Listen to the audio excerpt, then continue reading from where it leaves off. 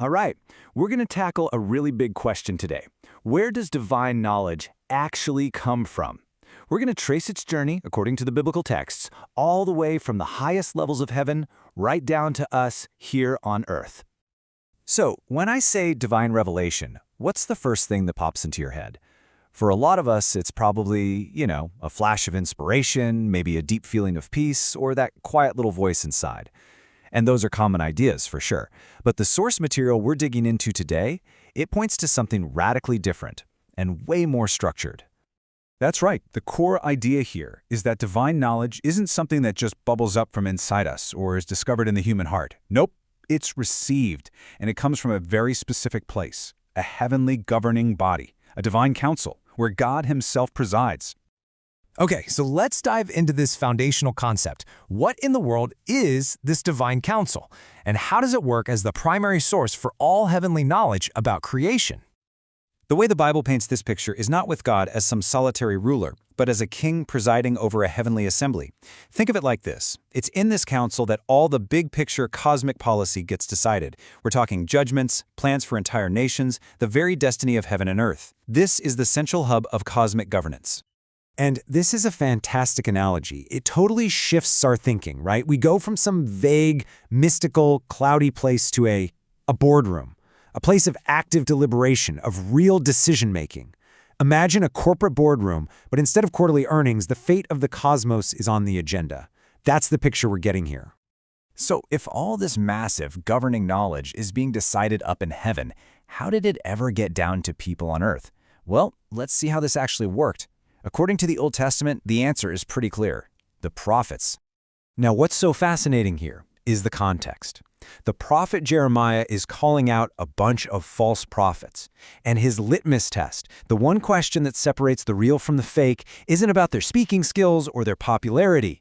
It's simple. It's direct. He's basically asking, have you been granted access to the council? Have you actually stood in the boardroom and heard the decision for yourself? And get this, God himself confirms this exact standard just a few verses later. The takeaway here is crystal clear. A true prophet's message isn't their own. They're not giving you their hot take or their personal interpretation. They are authorized messengers, delivering a direct report from the seat of power. Their entire authority comes from one thing: access. Now you see this pattern again and again. The prophet Micaiah gives this stunning first-hand report of witnessing a deliberation in the heavenly throne room. Isaiah's famous call happens when he's brought right into the council. Amos flat out states that God does nothing without first revealing his council decisions, his plan, to his prophets. It's all about access. Okay, so we've got this whole framework established, right? Prophets gain access to a heavenly council to get their information. But then, the New Testament comes along and introduces a massive, seismic shift. And that brings us to our next major point, and it all centers on one person. And this just illustrates the turning point perfectly. The prophets, they were granted a visitor's pass to the boardroom to take notes. But Christ, well, he doesn't just attend the meeting. He is the wisdom of the meeting. He doesn't just hear the decrees. He is the decree. This verse from Colossians is so important. It signals a fundamental relocation of divine knowledge. The information that was once shared within this heavenly assembly is now totally and completely centralized in a single person. All the treasures of the council's wisdom are now found in Christ.